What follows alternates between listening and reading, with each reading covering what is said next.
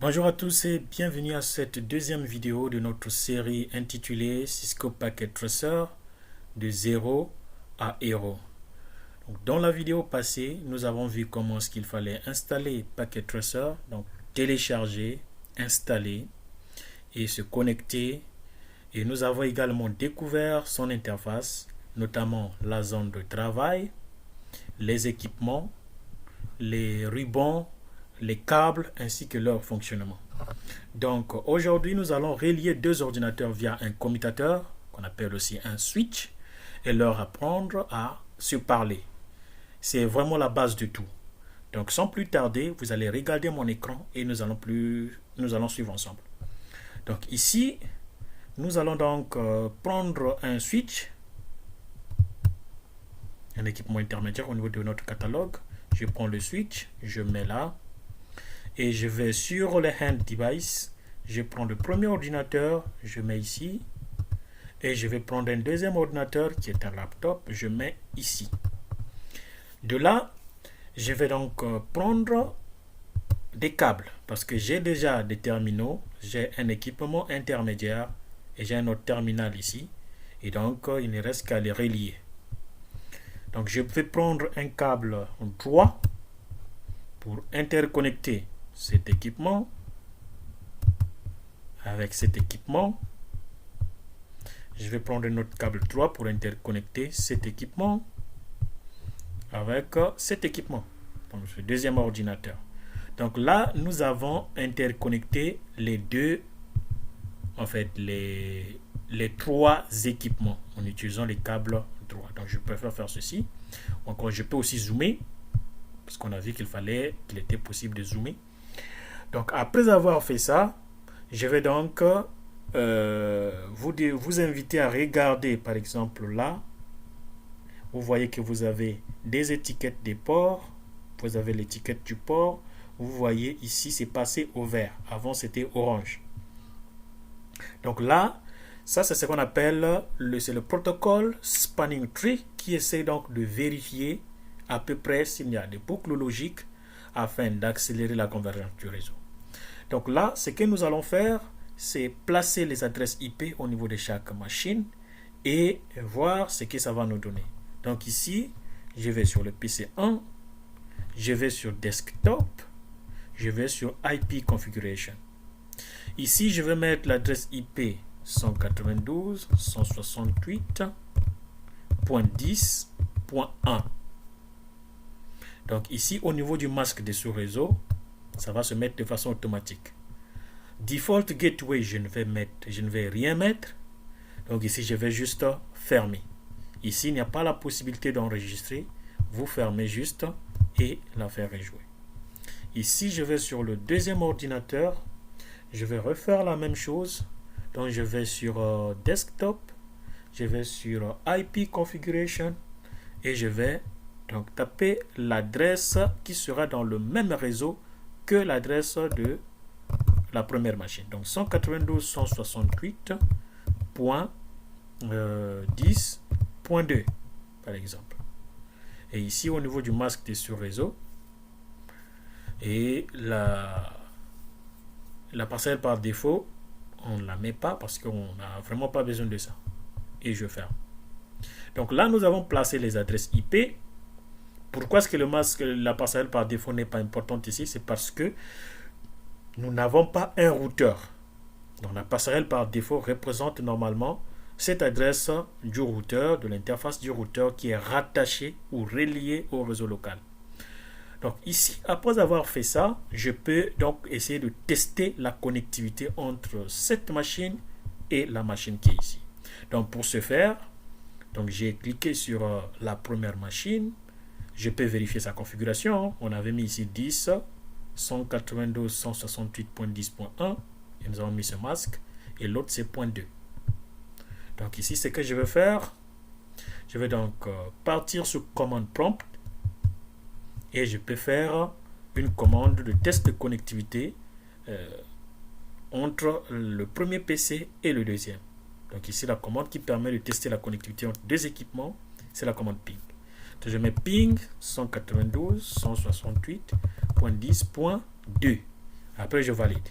Et quand je vois, je peux bien voir qu'il y a une réponse. Donc, j'ai envoyé 4 paquets et les paquets qui ont été reçus, c'est au nombre de 4. Et là, ce qui a été perdu, c'est 0. Donc là, je suis rassuré que le PC1 communique avec le PC2. Donc, si je peux faire la même chose de l'autre côté, je vais sur commande prompt et je vais faire ping de 192.168.10.1.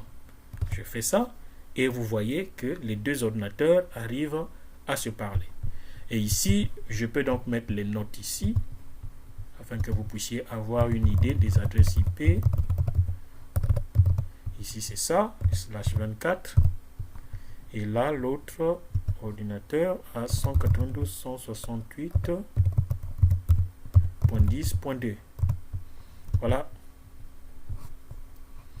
Et donc, ici, par exemple, pour sortir du mode de note comme ça, vous pouvez juste appuyer sur la touche échappe de votre clavier et ça vous fait sortir. Je peux cliquer maintenir et je peux déplacer comme ceci. Ah bon, là c'était /24 aussi que je n'ai pas mis. /24. Ok. Voilà. Donc ici, ça c'était en mode real time. Mais qu'en est-il en mode simulation? Pour bien voir comment est-ce que les paquets circulent. Donc je peux me mettre en mode simulation. Et je vais dire, bon, et voilà. Attendez s'il vous plaît. Je vais fermer. Comme ça, je préfère mettre... voilà, je vais faire ça. Et je vais me mettre en mode simulation. Je suis en mode simulation. Je vais donc prendre une simple PDU, donc l'unité de données de protocole. Je vais dire ici. Et je dis, je me communique avec cet ordinateur-là. Après, je peux donc voir qu'est-ce qui se passe réellement lorsque on lance la simulation. Voilà, je fais ça. Ça, c'est la liste des événements. Donc, je peux jouer pour voir comment est-ce que les choses vont se faire. Donc, vous voyez que ça arrive au niveau de mon switch. Et le switch, on voit au niveau de l'autre ordinateur. L'ordinateur a reçu le paquet. Donc, le laptop a reçu le paquet.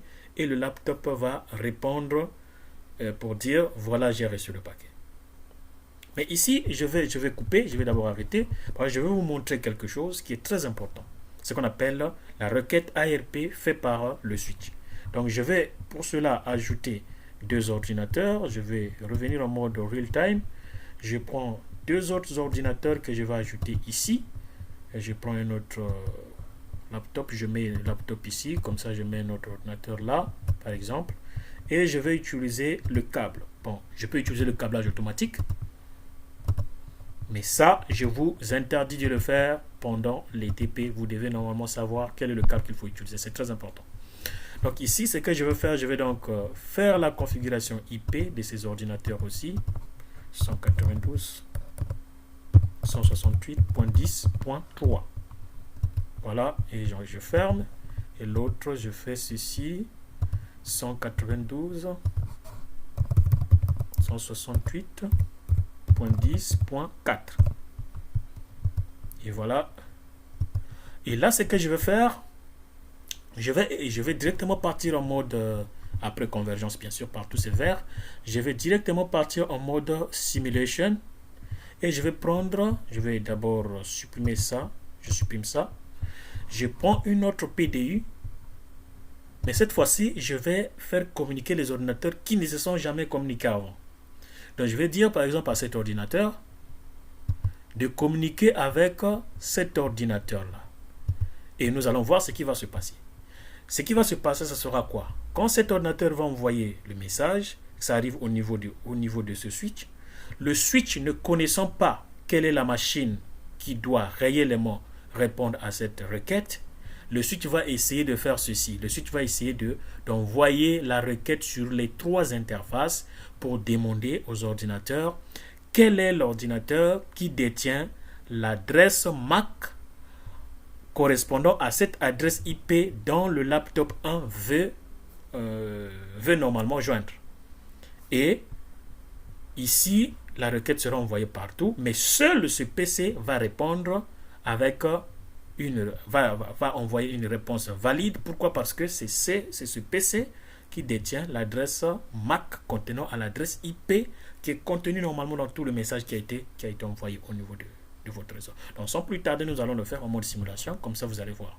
Donc ici, le message arrive au niveau du switch, et le switch se pose la question, est-ce que je connais la source? Oui, mais je ne connais pas la destination. Donc j'envoie partout.